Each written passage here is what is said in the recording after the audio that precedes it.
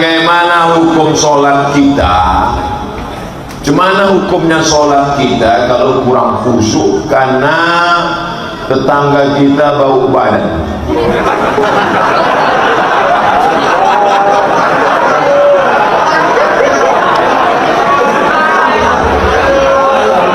Man akala basolan, siapa yang makan basol bawang merah au zauman bawang putih, fala yaqrabanna musallana, jangan dekat-dekat tempat sholat kami.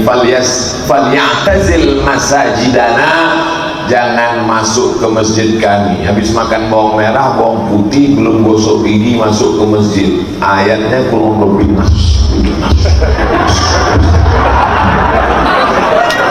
Innal malaikata tata'adza, malaikat tersakiti dengan bau mulut. Makanya Nabi mengatakan laula an asyqa ala ummati, kalau tidak memberatkan bagi umatku la amartuhum bisiwak, suruh mereka bersiwak, bergosok gigi. Makanya kadang imam-imam khususnya banyak dari kalangan jamaah tabligh mengantongi siwak. Luruskan shaf, luruskan shaf.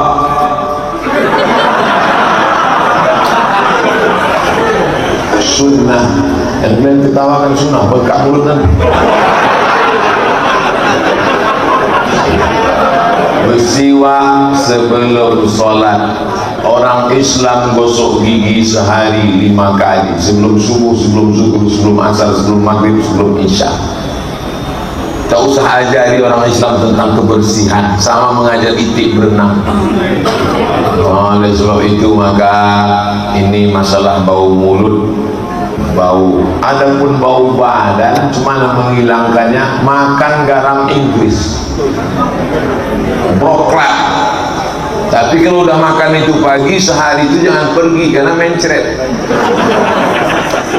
Jadi rupanya saluran usus kita ini, cobalah saluran paralon pipa itu diisi gula minyak,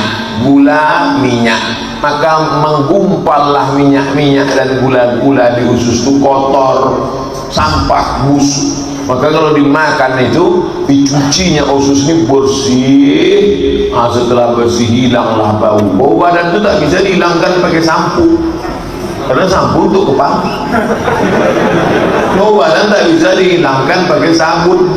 Jangan menghilangkan bau badan dikunyah sabun, mati keracunan. Dengan cara membersihkan usus tadi, setelah bersih hilang bau badan. Ada orang bau badan, kalau ada orang susah mati, dekat dengan dia, sesak nafas mati kok. Assalamualaikum warahmatullahi wabarakatuh. Saya mau bertanya, cara yang baik menghindari dari teman yang ingin menghancurkan kita, atau dia tak ingin saya menjadi orang yang baik. Tinggalkan dia, hijrah. Karena kalau kau tetap sama dia, walaupun kau tak pakai sabu-sabu, paling tidak kau ikut duduk sama dia. Kalau datang razia BNN tertangkap juga.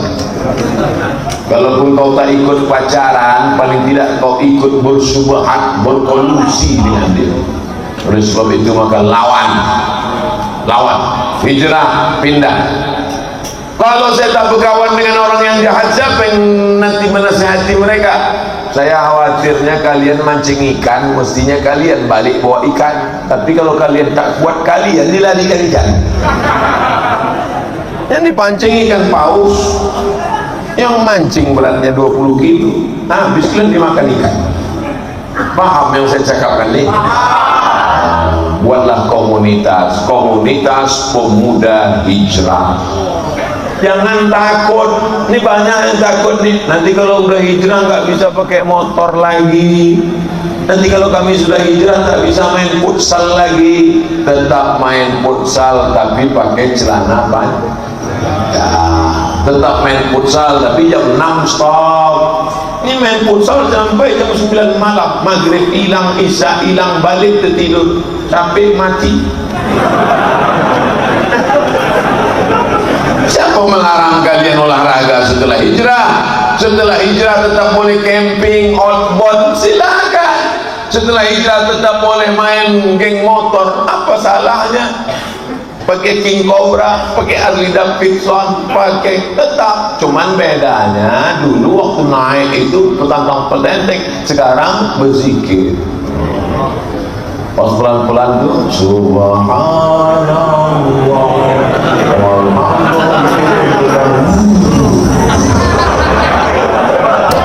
apa yang tak terpukau. Saya kalau diajak anak-anak muda naik motor, oh bangkit semangat saya. Rasa umur 25 rasanya. Udah balik ke rumah baru 42.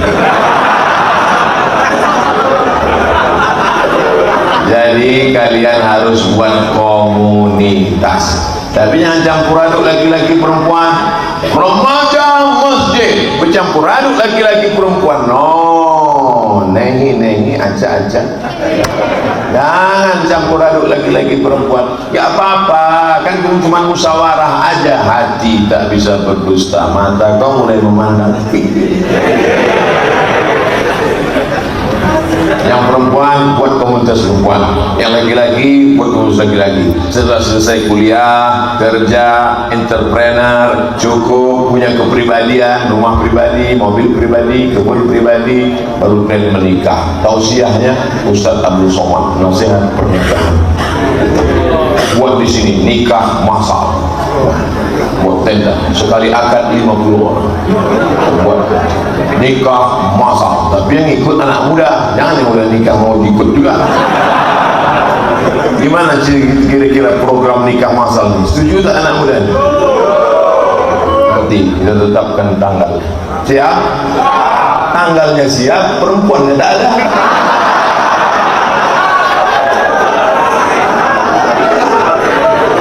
Siapa yang menolak pinangan anak-anak muda yang soleh-soleh ini? Saya kasih tahu sama ibu-ibu yang punya anak gadis di belakang, kalau sampai kalian tolak anak remaja Masjid Nurul Huda ini, menyesal kalian dunia akhirat.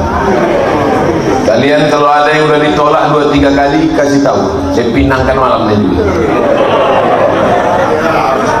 Kalau tak mau saya minangkan, Ustaz Iqbal minangkan, ketua panitia minangkan. Tapi kalau bisa jangan saya, karena kalau saya yang minangkan nanti takutnya saya yang diterimanya.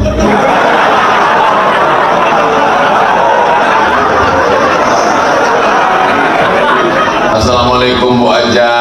Maksud kedatangan saya malam ini mau meminangkan salah satu dari anak muda remaja Masjid Nurul Huda. Kalau bisa terima. Sebentar ya Ustaz, kami tanya anak kami di kamar dulu. Tanya, nak, itu ada orang Minang, kau mau yang mana?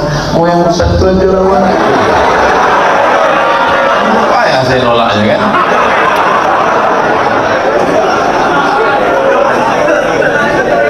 Bagaimana cara melawan sifat yang batil dari hati kita Pak Ustaz? Ala fil jasadi mudghah, ketahuilah di dalam jasad itu ada segumpal.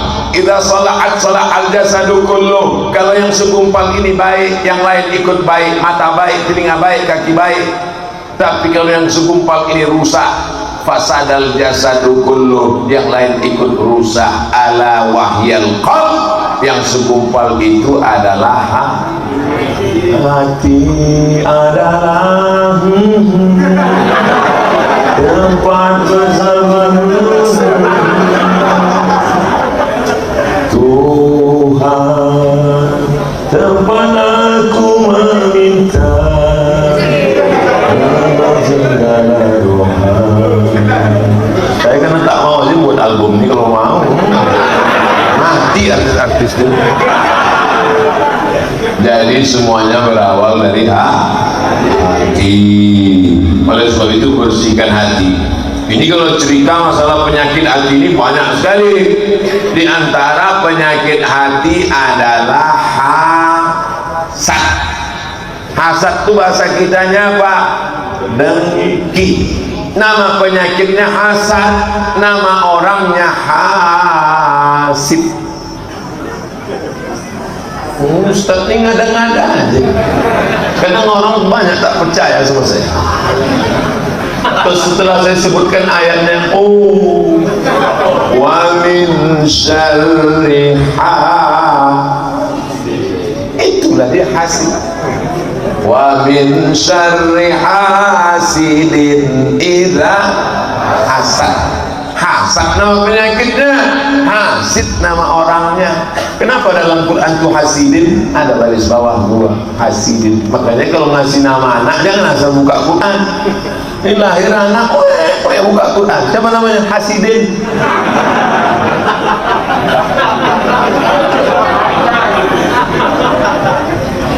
Penyakit yang pertama kali di langit, yang pertama kali di bumi adalah penyakit hasad. Siapa yang pertama kali terkena penyakit di langit? Iblis. Apa penyakit iblis? Hasad. Hasad itu apa? Tak senang menengok orang dapat nikmat. Apa penyakit hasad iblis? Tak senang nengok Adam dapat nikmat. Penyakit yang pertama di bumi hasad. Siapa yang kena hasad? Kabil. Tak senang menengok Habil dapat bini cantik. Makanya kalau ada di antara bapak, siapa itu? Bini kawanku, macam hantu tengok. Marah menengok bini orang, itu keturunan Kabil. Tak senang nengok orang lain dapat nikmat. Makanya nanti kalau hari Ahad ada kawan kalian yang nikah, cara menghilangkannya doakan dia. Datang kalau dia nikah, duduk dekat pelaminan, jangan duduk. Lewat depan pelaminan doakan. Barakallahu lakuma wa baraka alaikuma wa jama'a bainakuma fi khair. Barakallahu lakuma, semoga kalian berdua diberkahi Allah. Wa baraka alaikuma, semoga kalian berdua. Jangan hasad tak mau datang. Atau kalian datang tapi hati kalian marah, sampai di depan tuh berdoa juga, cuman gigi rapat.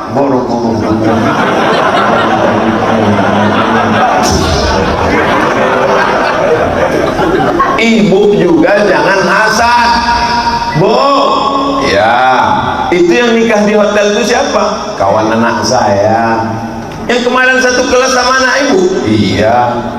Kok anak dia nikah duluan? Iyalah, dia pakai pelet. Dia pakai dukun. Doakan mudah-mudahan dia dapat anak keturunan yang soleh dan solehah. Amin.